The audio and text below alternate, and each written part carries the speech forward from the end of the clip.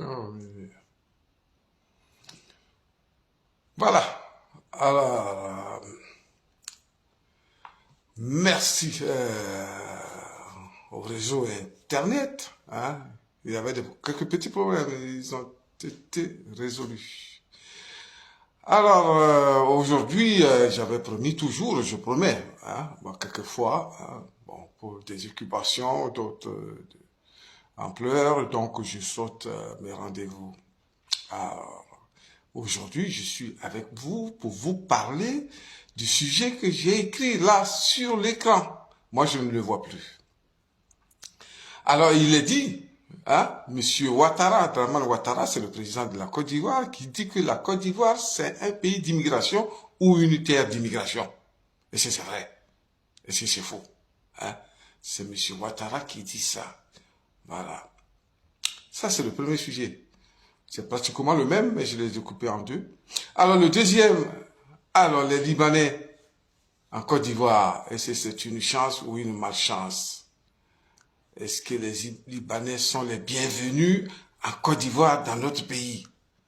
Alors, pourquoi ils ont fait le choix de ce pays et puis ils sont là-bas si nombreux et puis dans ces derniers temps, hein, la situation dans leur pays les contraint à l'exil et massivement en Côte d'Ivoire. Pourquoi la Côte d'Ivoire? Voilà. Donc, on va parler de ce sujet-là. Je vais traiter ce sujet tout à l'heure, mais je vous dis bonjour tout de même.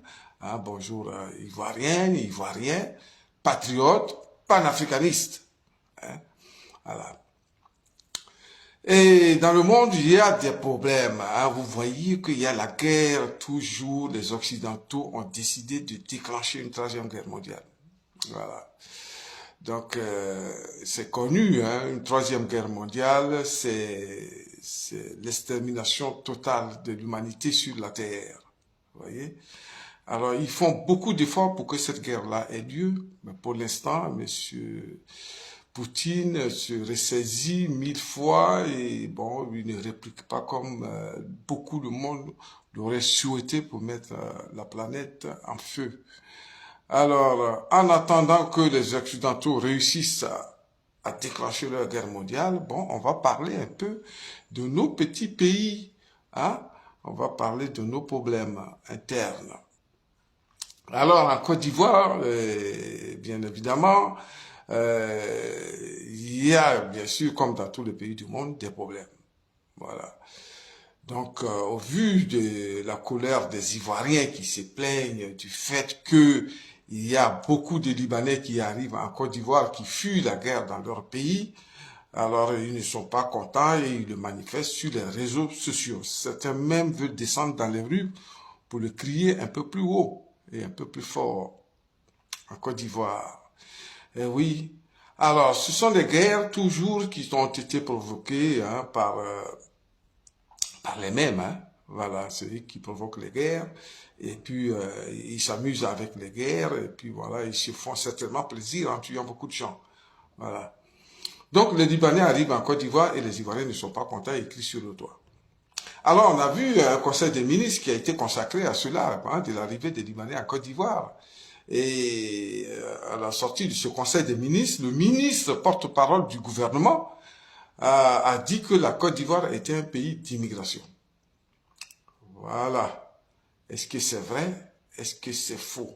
Alors, à partir de ce moment, je vais demander à ce que quelqu'un se connecte, hein, quelqu'un se connecte pour que je sache que je suis connecté. Voilà, ça me fait défaut. Voilà, il faut que je sache que je suis connecté avant de parler. Voilà, voilà, sur TikTok, ça marche très bien. Je veux que sur Facebook, ça marche aussi bien. Donc, ceux qui sont connectés sur Facebook, alors faites-moi signe. Alors, je demande à ce que quelqu'un me fasse signe. Sinon, ben, ça ne sert à rien de continuer à parler si je ne suis pas connecté au réseau. Alors, pour bien faire les choses, alors je vais lancer quelques amitiés, quelques invitations. Voilà, je verrai par la suite si quelqu'un est connecté. Quelqu'un peut se connecter. Donc, à tout à l'heure, je cherche une connexion. Je cherche une connexion. Restez en ligne. Si vous me voyez faire des invitations, alors ne quittez pas la page.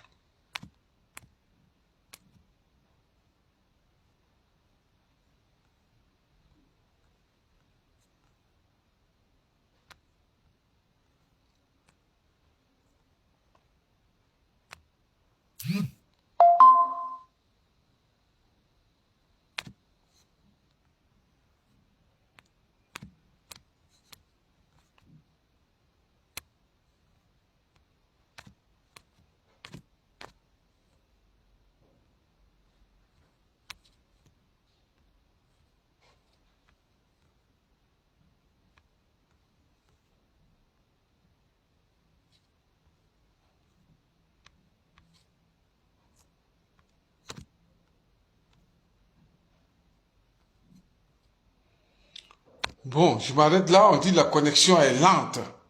Vraiment, j'aimerais bien savoir si sur Facebook, il y a quelqu'un qui me suit. Sincèrement. Oui, il faut que je sache si quelqu'un me suit. C'est très important. Voilà. TikTok, il n'y a pas de problème. Mais Facebook, bon, on va partir avec TikTok. Hein, voilà, je suis connecté à Facebook. Alors, voilà. Jean Signe regarde. Bien, monsieur Jean Signe, je ne sais pas de quel pays vous me regardez, c'est très bien. C'est la connexion que je voulais. Donc, je suis connecté avec Facebook. Alors, je remercie monsieur Jean Signe. Bien, voilà. Je dis qu'en Côte d'Ivoire, le porte-parole du gouvernement ivoirien, après un conseil des ministres, a déclaré que la Côte d'Ivoire était un pays d'immigration et que... Ah, merci, monsieur Jassine. Depuis le Canada, c'est très bien ça. Alors, il est quelle heure au Canada maintenant, si tu peux répondre, hein? Alors, que la Côte d'Ivoire était un pays d'immigration. Voilà. Que la Côte d'Ivoire était un pays d'immigration, bon, pour... je ne sais pas où est-ce qu'il a enlevé cette idée-là pour l'exposer, certainement en conseil de ministres, on lui a dit que la Côte d'Ivoire était un pays d'immigration. Alors, 7 heures du matin, 7h54 IM du matin. Merci, monsieur Jean Signe. Alors, moi-même, j'ai vécu au Canada, à Toronto. Je connaissais un peu, mais bon, ça fait un petit moment. Merci pour ta connexion. Alors, donc, en conseil des ministres, on dit que la Côte d'Ivoire est un pays d'immigration. En conseil des ministres. Alors, le porte-parole du gouvernement l'annonce aux Ivoiriens qui ne savent pas que leur pays, c'est un pays d'immigration. Ah, nous, en Côte d'Ivoire, on ne savait pas.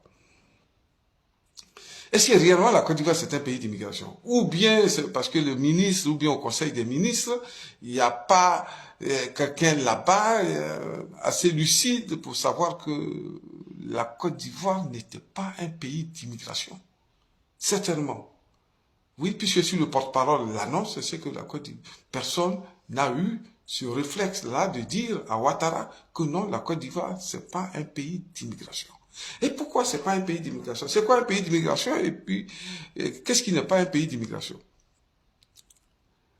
En Côte d'Ivoire, je l'ai toujours répété pour ceux qui ont l'habitude de voir mes vidéos, que en Côte d'Ivoire, il y a 60 ethnies.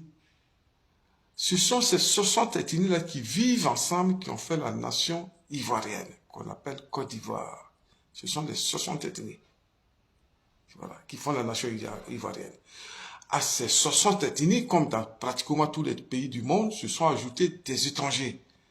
D'autres parmi eux sont devenus des citoyens parce qu'ils ont demandé la nationalité. Donc, ils sont sortis du contingent des étrangers. Et puis, il reste les étrangers, ceux qui ne se sont pas naturalisés. C'est ce qu'on trouve pratiquement dans tous les pays du monde. Il y a des nationaux et puis il y a des gens qui disent que bon, le pays leur plaît, ils demandent la nationalité. Et puis il y a d'autres qui sont fiers de leur nationalité, qui ne changent pas de nationalité. C'est le cas de la Côte d'Ivoire. Oui, c'est le cas de la Côte d'Ivoire. Donc en Côte d'Ivoire, si vous allez aujourd'hui en Côte d'Ivoire, partout où vous passerez, vous trouverez les 60 ethnies qui sont dans leur village, dans leur plantation, qui travaillent, hein, qui ont leurs coutumes, leurs traditions, qui sont là. Les 60 ethnies sont là, n'ont pas été exterminés par une quelconque vague étrangère, mais ils sont là. Voilà. Et comme d'ailleurs on peut le voir en France, hein, en France, si tu sors de Paris, à quelques kilomètres de Paris, tu as déjà des villages français. Oui, des villages français qui sont là, où les gens élèvent des poulets, on fait des fromages au village. des vrais Français, hein, pas les Arabes, les Noirs ou des autres machins. Non, non, non, des vrais Français qui sont dans leur village, leur campement. Ah, ils sont nombreux et c'est pas loin de Paris. Quand vous quittez Paris, il n'y a que ça, des villages français, des authentiques Français qui sont chez eux. La France a 68 millions d'habitants, il y a à peu près 6 ou 7 millions d'étrangers. Si on ajoute tous ceux qui ont eu la nationalité française, alors on peut trouver 10 à 15 millions d'étrangers sur l'ensemble du territoire français. Mais la France, malgré cette présence-là d'étrangers, n'est pas une terre d'immigration. Non, ce n'est pas une terre d'immigration, la France. Il y a des terres d'immigration, c'est connu. Ah, ça, on a appris ça dans les livres. Hein. Terre d'immigration, pays d'immigration, ça existe. Alors, je donnerai l'exemple de 3 ou 4 pays. Hein. Il y a les États-Unis, il y a le Canada, bien évidemment. Hein, mon ami Singh, hein, il y a le Canada, et puis il y a l'Australie, et la Nouvelle-Zélande qu'on peut ajouter. Dans ces pays-là, ce sont les Occidentaux, c'est-à-dire les Européens, qui ont quitté l'Europe et qui sont allés dans ces pays-là. Ils sont allés aux États-Unis, ils sont allés au Canada, ils sont allés en Australie, ils sont allés en Nouvelle-Zélande. Ils ont peuplé ces territoires-là. Il y avait des autochtones sur place, mais ils n'ont pas été sympas avec les autochtones. Eh bien voilà, ils ont été presque exterminés, Donc ils ont conquis ces terres-là. Ils ont conquis ces terres, ils se sont installés, ils ont commencé à travailler, c'est chez eux, et voilà. Et il y avait tellement d'espace qu'ils ont voulu faire des grands champs de coton, de blé, de maïs, etc. Il manquait de main-d'œuvre. La main-d'œuvre manquait, alors ils ont pensé, ils ont cherché la main-d'œuvre dans le monde, le commerce des esclaves, l'esclavage en Afrique. Donc, les bateaux sont partis de l'Europe, ont pris des esclaves en Afrique, les ont déportés aux États-Unis et tout le continent américain d'ailleurs. Et voilà, ils ont eu de la main-d'œuvre. La main-d'œuvre pour besoin de travail aux États-Unis. Et ces bateaux-là qui transportaient les immigrés, vous savez, on parle du commerce triangulaire, on a appris ça à l'école aussi, l'Europe, Afrique, Amérique, Europe. Donc ces pays-là qui ont pratiqué l'esclavage ont constitué leur économie, leur richesse à partir du capital de gain obtenu à partir du commerce de l'esclavage. Donc en France aujourd'hui, il y a des sociétés, il y a même des banques qui ont constitué leurs capitaux à partir des revenus de l'esclavage. Donc, ces pays-là se sont enrichis aujourd'hui avec le commerce de l'esclavage. Donc, après les Occidentaux qui sont arrivés, ce sont les esclaves africains qui étaient la deuxième communauté importante qui est arrivée aux États-Unis. Pour parler uniquement des États-Unis. Donc, aux États-Unis, vous pouvez le constater aujourd'hui, le 47e président des États-Unis, bon, c'est Donald Trump. Donald Trump, il est d'origine allemande. Je crois que c'est son père qui était allemand. Et il y a eu bien d'autres qui sont irlandais, qui étaient irlandais, finlandais, hein, hollandais, etc., qui ont été présidents des États-Unis. Il n'y avait pas, dans les 47 présidents américains, il n'y a pas un seul Indien qui a été président des États-Unis. Pourquoi? Ben parce que ces étrangers qui sont arrivés sur le territoire ont conquis totalement l'Amérique, économiquement et politiquement. Les Indiens, pour les avoir massacrés, on les a aujourd'hui parqués dans des réserves, qu'on appelle des réserves, où ils pratiquent leurs traditions, coutumes, éloignées de la vie économique et politique qui se déroule sur le continent américain. C'est la même chose au Canada, où moi-même j'étais, à Manitoba, même Ontario, tout ça, Manitoba, ce sont les territoires indiens. Ils sont aujourd'hui dans des grandes réserves où ils sont protégés, ils payent pratiquement pas d'impôts, la santé est gratuite pour eux, et l'école est gratuite pour eux. Beaucoup de choses, privilèges leur ont été accordés parce qu'ils ont été massacrés dans le début de la conquête. Alors, aujourd'hui, aux États-Unis, il y a à peu près 48 millions d'étrangers. Alors, qui dit qu'il y a 48 millions d'étrangers? Mais ce sont les fils d'immigrés qui disent aujourd'hui que ceux qui arrivent après eux, sur un territoire qu'ils contrôlent eux, sont des immigrés. Il y a au moins 48 millions d'étrangers aux États-Unis, selon les premiers conquérants. Et vous voyez, hein, des étrangers qui traitent d'autres étrangers qui arrivent, hein, d'étrangers. Voilà, donc le Canada, les États-Unis, la Nouvelle-Zélande et l'Australie, ce sont des pays d'immigration. Voilà, c'est-à-dire des gens qui ne sont pas originaires de ces terres, qui ont conquis ces terres-là par la force des armes le plus souvent, et qui contrôlent économiquement et politiquement le territoire. Ce sont des immigrés, des fils d'immigrés. Ces territoires-là sont peuplés aujourd'hui que d'étrangers. Voici les terres d'immigration. Personne ne peut en discuter. Hein. Eux-mêmes le savent. Hein. Les Américains savent. Voilà. Les Australiens savent. Les Canadiens savent. C'est ça. Ce sont des terres d'immigration.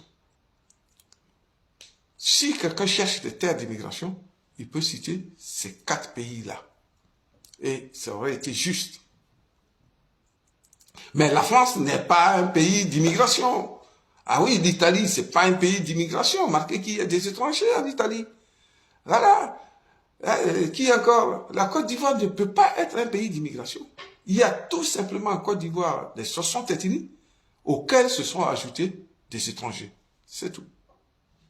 Mais dire publiquement que la Côte d'Ivoire c'est un pays d'immigration, c'est une erreur. C'est même déshonorer les Ivoiriens.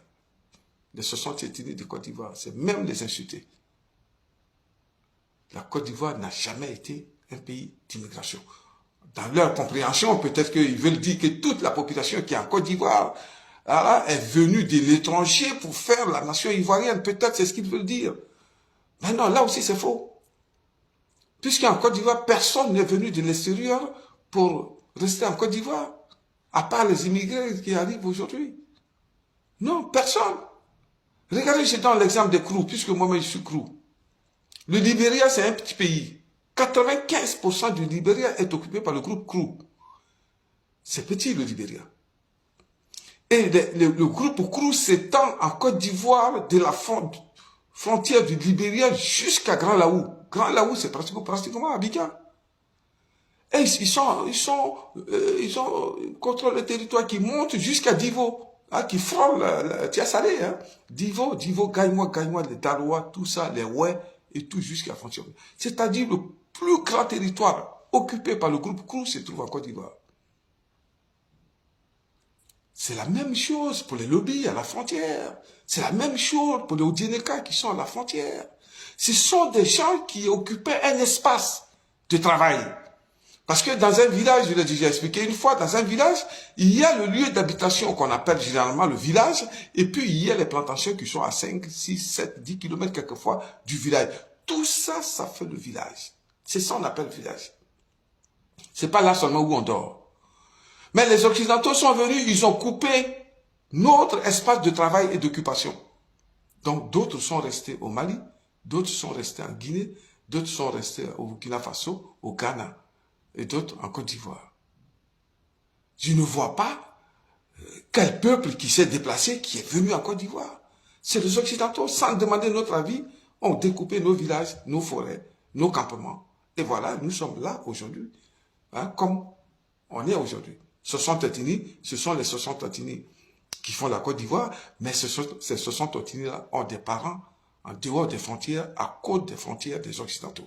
Personne n'a quitté Burkina Faso pour venir à Côte d'Ivoire. Les lobbies de Côte d'Ivoire n'ont pas quitté le Burkina Faso pour venir à Côte d'Ivoire. Les lobbies de Côte d'Ivoire ne sont pas allés au Burkina Faso. On les a simplement divisés. C'est le même cas pour le Krou. Les Krou, on nous a déjà coupés. On nous a simplement coupés. C'est le même cas pour les Agnis. On a tout simplement coupé les frontières. On nous a séparés de nos frères et de nos parents qui étaient de l'autre côté. Voilà comment les choses se sont passées. La Côte d'Ivoire, ce n'est pas une terre d'immigration. On ne peut pas dire que c'est une terre d'immigration. Voilà. Je comprends ceux qui le disent parce qu'eux-mêmes sont étrangers et fils d'immigrés. Ils disent ça pour essayer, pour dire qu'ils sont ivoiriens authentiques et qu'il n'y avait pas des authentiques et des étrangers. En Côte d'Ivoire, je les comprends. Et surtout qu'ils sont aujourd'hui au pouvoir, c'est normal qu'ils disent de telles choses parce qu'il y a l'opinion internationale qui les regarde pour dire que oui, nous sommes tous étrangers en Côte d'Ivoire, il n'y a pas de vrais Ivoiriens. Et voilà, la preuve, voilà, nous sommes là et nous sommes tous étrangers. Personne ne doit dire à quelqu'un d'autre qu'il est étranger. Voilà, c'est faux. C'est totalement faux. La Côte d'Ivoire n'est pas un pays d'immigration. Il y a 60 ethnies en Côte d'Ivoire qui font la Côte d'Ivoire. Il faut que les gens le retiennent ça. Et puis, bon, voilà. Maintenant, il y a les Libanais qui viennent en Côte d'Ivoire. Hein? C'est-à-dire dans notre Côte d'Ivoire des 60 ethnies. Il y a des Libanais qui viennent en Côte d'Ivoire. Alors, ils viennent en Côte d'Ivoire massivement. Hein? Ils sont réfugiés le plus souvent. Ils viennent en Côte d'Ivoire. Et voilà. Et là, c'est la même chose pour un individu. Hein? Un individu qui arrive dans un pays, quand tu es seul, toi, ta femme et tes enfants, bon, ça ne pose pas beaucoup de problèmes, puisque vous êtes entouré de nationaux, donc votre champ d'action est très limité. Mais quand vous arrivez massivement, on appelle ça l'immigration, quittez votre pays pour un autre pays où vous devenez des immigrés, ça pose problème. Parce que si vous arrivez massivement, les gens qui arrivent généralement massivement apportent leur culture et tradition dans le pays où ils deviennent immigrés. C'est le cas des Libanais. Les Libanais sont tellement nombreux en Côte d'Ivoire qu'ils sont venus avec leur culture, tradition, donc leur comportement. Un comportement qui est pas enviable, hein, pas du tout. Hein, voilà. Ils viennent avec ce comportement en Côte d'Ivoire et les Ivoiriens n'acceptent pas que d'autres qui ont ce mauvais comportement, à cause d'une guerre qu'il y a au Liban, viennent en Côte d'Ivoire. Les Ivoiriens ne sont pas du tout d'accord. C'est à cause du comportement des Libanais. Moi, personnellement, j'ai aucune sympathie ou une passion quelconque pour les gens qui habitent ce secteur-là du monde. C'est l'Asie, mais ce secteur-là qu'on appelle le Moyen-Orient. Oui, je n'ai aucune passion pour eux, sincèrement. Je me méfie beaucoup d'eux. Parce qu'on était gamin à l'école, la mission catholique, on apprenait le catéchisme. Dans le catéchisme, il est dit là-dedans. Ah oui, il est dit là-dedans que Dieu, il est bon. Voilà, il faut avoir un bon comportement pour aller au ciel, au paradis. Là-bas, on vit bien et tout ça. Et tout. On a appris ça à l'école dans les livres. Les 5 livres qu'on appelle la Bible. C'est ce qui était mon cas. Donc, nous, c'est gravé dans la tête que Dieu, il est bon, il est gentil. Il y a un endroit qu'on appelle le paradis. Si tu es bon sur la terre, tu y vas. Et ça, ces mêmes versets, on les trouve dans la Torah. On les trouve dans le Coran, on les trouve dans la Bible. Et le Moyen-Orient, c'est le seul endroit où Dieu a parlé à l'homme, où Dieu a parlé à Abraham, Dieu a parlé à Moïse et à d'autres personnes, à Mohamed, etc. Mais il se trouve que c'est le seul point du monde qui est chaud, qui est bouillonnant, où on fait la guerre et qui exporte les guerres. Ils s'entretuent. L'heure de la prière arrive, ils déposent des calages, ils vont prier, ils sortent, et ils s'entretuent. Alors pour nous autres, qui avons appris le catéchisme, bon Dieu, il est gentil, il y a paradis, tout ça, qu'est-ce qu'on va comprendre de cela? Est-ce qu'il donne un bon exemple de Dieu? C'est ça, pour moi, c'est ça qui me choque. Est-ce qu'il donne un bon exemple de Dieu? Quand on les regarde comme ça, se battre, s'entretuer, ils disent que c'est au nom, quelquefois, mais ils disent que c'est au nom de Dieu. J'ai dit, mais non, ces gens-là, ils ne sont pas intéressants. Donc, quand tu es chrétien, tu es en Côte d'Ivoire, tu es aux États-Unis, partout dans le monde, tu es solidaire des chrétiens de là-bas. Quand tu es musulman, tu es solidaire des musulmans qui se battent là-bas. Quand tu es juif, tu es solidaire des juifs qui se battent là-bas. Et voilà la proportion de la guerre sur la planète entière. Les 3 religions. Donc, des gens qui ont des mauvaises pratiques comme ça, quand ils viennent dans mon pays, j'ai dit, mais ils n'apporteront rien de bon. Ben oui, qu'est-ce qu'ils vont apporter de bon? Ils s'entretuent là-bas, et après ils vont prier, et puis ils viennent chez nous, qu'est-ce qu'ils vont faire? Forcément, avec leur nombre, ils vont venir avec ces mêmes traditions, ces mêmes comportements-là. Voilà, c'est pour ça, moi, je n'ai pas de passion particulière pour des gens qui habitent là-bas. Donc, je ne peux même pas souhaiter la présence massive des Libanais en Côte d'Ivoire. Rien que pour ça. Et en Côte d'Ivoire, on les connaît. Et puis, on a des images, des vidéos. Ils jettent nos sœurs par la fenêtre. Ils brûlent avec des briquets les sexes de nos sœurs. Tout ça dans des vidéos. Des gens qui se disent que des enfants de Dieu qui prient tous les jours. Regardez leur comportement. En Côte d'Ivoire, ils jettent les enfants des gens par les fenêtres. Ils les violent. À San Pedro, on a jeté une fille par la fenêtre. Elle est décédée, mais on n'a pas les nouvelles. Il paraît que le Libanais là qui a fait ça, il est encore en circulation dans le pays, il est libre. Est-ce que ce sont des choses qu'on peut aimer? Et ce sont des choses qu'on peut encourager. Mais non, on ne peut pas les aimer, on ne peut pas les encourager. Donc la présence libanaise en Côte d'Ivoire, elle ne sert absolument à rien. Totalement à rien. Maintenant, on dit que les Libanais achètent des terres, les étrangers ici, par ici, ils achètent les terres. Ah oui, oui, voilà, ils prennent tout, ils construisent des maisons. Donc, du coup, comme ils viennent avec beaucoup d'argent, généralement, ils se déplacent avec beaucoup d'argent. Puisqu'ils sont dans beaucoup de trafics, et ça, on n'a même pas à hésiter à le dire, ils sont dans les trafics de toutes sortes, drogue, blanchiment d'argent, trafic d'organes, etc. Ils font ça. Donc, quand ils viennent dans nos pays, ils ont l'argent. Et ils achètent tout. Ils corrompent tout le monde. Ils achètent des terres. Ils achètent des plantations. Ils achètent des maisons. Et après, les Ivoiriens, alors, quand ils achètent ces terres, les maisons, qu'est-ce qu'ils font? Ils construisent des immeubles et ils les mettent en location. Donc, du coup, le prix du logement est devenu cher. Parce que le prix du terrain même est devenu cher à cause de cette arrivée massive des étrangers qui ont beaucoup de moyens financiers. En Côte d'Ivoire, on ne peut plus louer une maison à Abidjan. C'est trop cher. Quand tu vois le prix des maisons, 600 millions, 700 millions, je dis, mais qui a autant de millions en Côte d'Ivoire pour acheter une villa? C'est ça la villa qui coûtait 50 millions, au maximum 100 millions. Aujourd'hui, nous sommes dans les 600 millions à cause de cette présence des étrangers qui ont des moyens financiers qui rendent la vie difficile aux citoyens de la Côte d'Ivoire. Alors, au vu de ça, je dis, mais il y a quelque chose qui ne va pas dans notre pays. Oui, moi je suis ivoirien, j'ai dit, mais il y a quelque chose qui ne va pas, qu'est-ce qui ne va pas? J'ai écouté beaucoup d'Ivoiriens qui ont parlé, j'ai écouté les vidéos sur le Libanais, des Ivoiriens sont fâchés, ils ont parlé. À chaque fois que j'ai tombé sur un sujet comme ça, je regardais la vidéo jusqu'au bout. Les lives sur TikTok, etc., je les regardais. J'ai dit, je suis d'accord avec mes frères, mais ils ont oublié une chose. Ils ont oublié une chose. Parce que tous les pays du monde, il y a des lois. Et après, je l'ai déjà dit une dernière fois, au-dessus des lois, il y a le Conseil, il y a la Constitution. Et qui fait tout ça? Les lois, ce sont les députés. Dans tous les pays du monde, ce sont les députés qui votent les lois. Je vous assure, à ma connaissance aujourd'hui, je ne connais pas une loi sur l'immigration en Côte d'Ivoire. Depuis 1960 jusqu'à ce jour où je parle.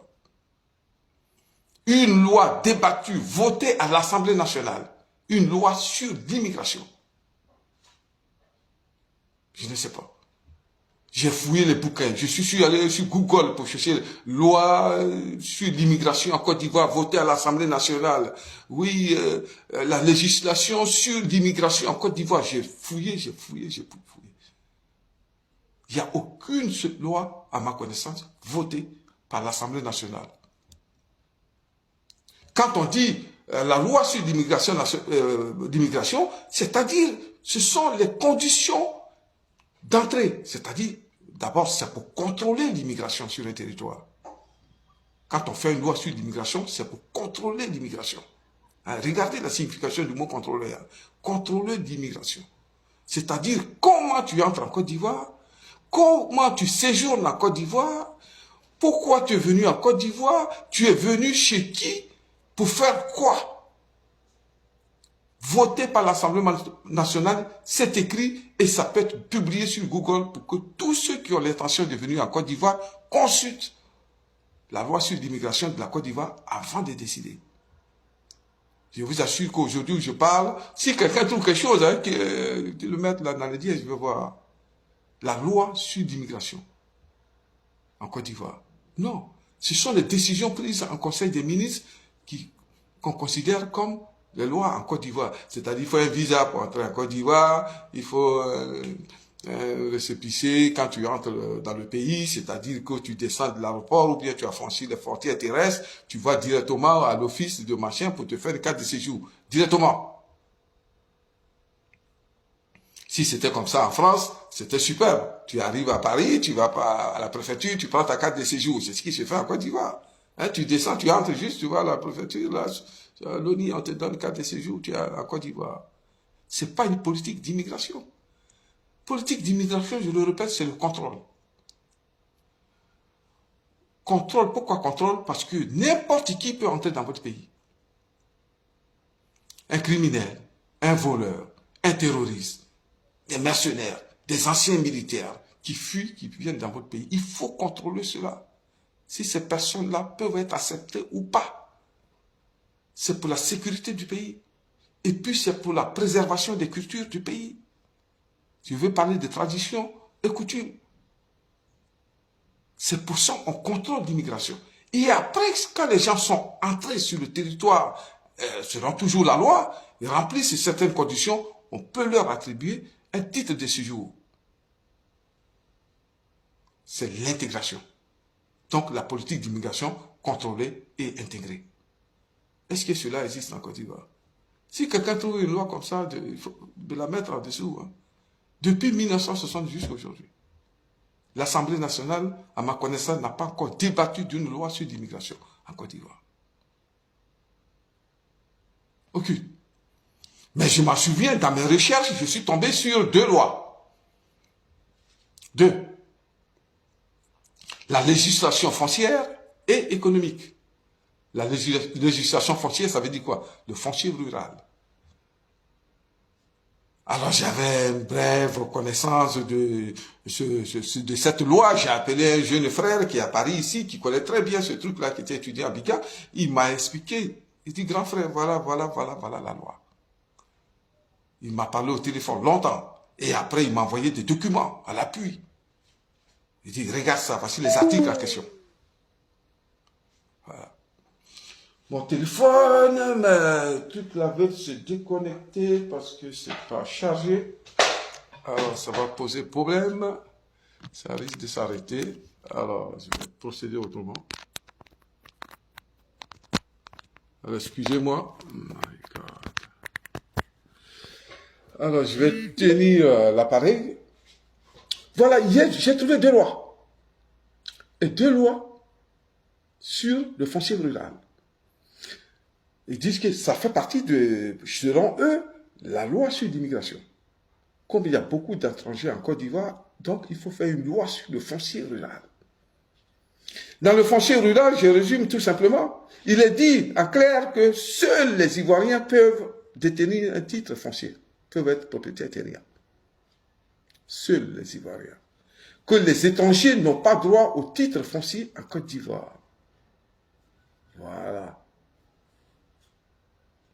Alors ça veut dire quoi? Les étrangers qui ont entendu ça, qui avaient déjà acquis des terres auprès de nos parents, ont dit, ben, à cette nouvelle loi, qu'est-ce qu'on fait avec? Pour qu'on devienne propriétaire terrien, puisqu'on a déjà des terres. Comme ils savent aussi que la loi n'est pas rétroactive, c'est-à-dire que même s'ils obtenaient les papiers ivoiriens, ils ne peuvent pas devenir propriétaires terriens. Mais néanmoins, par des voies légales, ils se sont mariés massivement à des Ivoiriens. À des Ivoiriennes plutôt. Ah oui, moi j'étais à un mariage au plateau. 10 mariages avant notre arrivée, notre tour, mais c'était les Agua qui se mariaient au Ouedraogo, Sawadogo, machin. J'ai dit, mais attends, il n'y a que cette communauté-là qui se marie ici. Et pourquoi ces filles-là sont toujours les mêmes? Parmi, dans ces mariages, il y avait certainement des mariages d'amour, mais il y avait aussi des mariages de business, des mariages blancs, on les appelle. Mais qui peut contrôler ça? Personne, ni le maire, ni même l'administration ivoirienne n'est capable de contrôler cela. Parce qu'il n'y a pas la volonté de le faire. Donc, à travers ce mariage, il y a une loi ivoirienne qui dit, si tu es marié à un étranger ou ivoirienne, tu as la nationalité ivoirienne. Donc, de façon légale, ils ont eu la nationalité ivoirienne par le mariage. Vous comprenez? Donc, une fois tu es devenu ivoirien, tu peux devenir propriétaire de titres fonciers. Et il y a aussi certains qui, par des business, par des moyens financiers déposés sur les bureaux de certains cadres responsables, ont obtenu la nationalité ivoirienne, qui sont donc propriétaires des titres fonciers en Côte d'Ivoire. Vous avez compris? On dit que ce sont les Ivoiriens seuls qui peuvent avoir le titre foncier et les étrangers ont trouvé une parade qui leur a été offerte par nos lois, nous-mêmes, pour devenir propriétaires terriens. Donc le Libanais qui entre en Côte d'Ivoire par les moyens financiers, il devient ivoirien, il est propriétaire terrien, il achète des terres, il achète des maisons. Et bien sûr. Il corrompt tout le monde, et puis voilà. Après, en tant qu'Ivoirien, il s'achète des terres, et des bâtiments, des maisons. C'est pour ça qu'on connaît des conflits en Côte d'Ivoire. Des maisons achetées par les Libanais qui disent c'est à moi, c'est à moi. Des Ivoiriens sont expropriés parce qu'à la justice, le Libanais a des moyens pour corrompre la justice. Et si vous comprenez, chers Ivoiriens. Ces Libanais-là qui arrivent en grande, par masse en Côte d'Ivoire, comme je l'ai dit, viennent avec leur tradition. Et dans leur tradition, il y a cet esprit communautaire. D'où les écoles communautaires en Côte d'Ivoire. On dit, j'ai vu d'écouter le débat, hein, pourquoi ils ont leur école communautaire où il n'y a que des Libanais, etc., etc. Mais cherchez dans la législation de Côte d'Ivoire, quelle loi interdit des écoles communautaires en Côte d'Ivoire? Est-ce qu'il y en a? Est-ce que nos députés ont pensé à ça un jour? Non, il n'y en a pas. Donc les Libanais ont droit à des écoles communautaires. D'autres communautés peuvent le faire, parce qu'aucune loi ne l'interdit. Est-ce que vous avez compris? On accuse qui là? Les Libanais, pourquoi? C'est nous-mêmes, les Ivoiriens, qui n'avons pas de politique d'immigration pour contrôler l'immigration, qui n'avons pas fait les lois qu'il faut pour que la sécurité des Ivoiriens soit préservée. Quand je dis sécurité, c'est tout ça, titre foncier, tout, sécurité, dans le sens propre aussi, soit préservé. Si les Libanais ont des écoles communautaires, c'est normal, aucune loi ne l'interdit. Et puis, il y a la deuxième loi économique. Pourquoi une législation sur l'économie? C'est parce que l'État de Côte d'Ivoire a voulu, par cette loi, encourager les investisseurs à venir investir en Côte d'Ivoire pour créer des emplois. C'est pour ça qu'ils ont fait sur le foncier et ils ont fait l'économique. Créer des emplois. Donc, la Côte d'Ivoire est ouverte, voilà, à toute communauté étrangère qui aimerait venir en Côte d'Ivoire pour investir, pour créer des emplois. Voilà, les Libanais en profitent. Ils ont lu toutes ces lois-là. Ils ont tout vu. Ce sont des lois votées par notre pays à nous. Hein.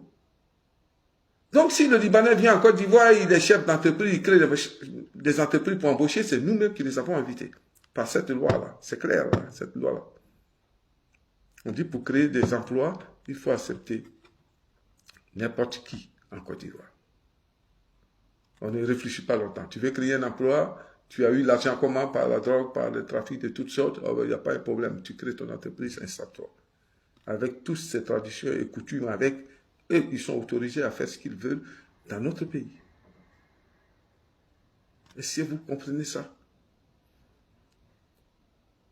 Donc, si on réfléchit bien, c'est la Côte d'Ivoire elle-même qui a légitimé le comportement de ces communautés-là en Côte d'Ivoire. Par des lois sans rigueur, sans aucun esprit patriotique, on a voté des lois qui nous maltraitent. Oui, c'est nous-mêmes qui avons voté des lois qui nous maltraitent.